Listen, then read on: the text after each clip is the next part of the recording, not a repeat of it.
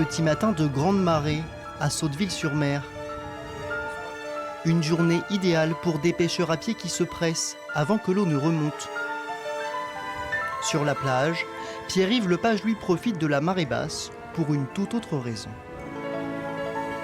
Qu'est-ce que nous venons chercher ici ce matin? Alors on vient voir ce matin un vestige supposé de la Deuxième Guerre mondiale qui proviendrait d'une vedette de déminage allemande.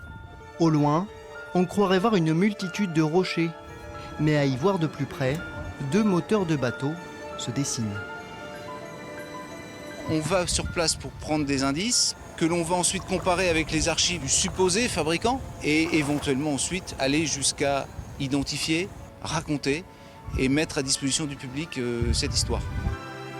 Habituellement recouverts par la mer, les deux moteurs s'avèrent être ceux d'un Remboat, des démineurs allemands construits dès 1930 et utilisés durant la Seconde Guerre mondiale pour garder l'avantage tactique face à la toute-puissante Royal Navy.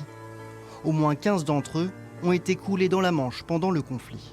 Ils étaient souvent deux par deux, venaient ratisser les mines qui étaient dans l'espace entre les deux bateaux. Il a soit explosé sur une mine, soit été mitraillé par des avions, c'était des coques en bois, donc très, très fragiles face aux attaques aériennes. On ne sait pas. Des questions auxquelles Pierre-Yves Lepage veut répondre. Mais la mer remonte vite.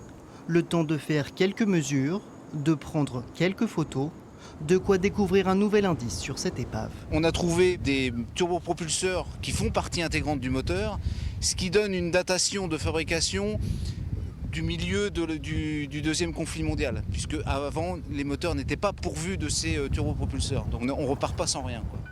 Une nouvelle information pour Pierre-Yves Lepage, qui devra revenir encore et encore pour pouvoir nous raconter l'histoire du Remboat et de ses marins, disparus il y a plus de 75 ans maintenant.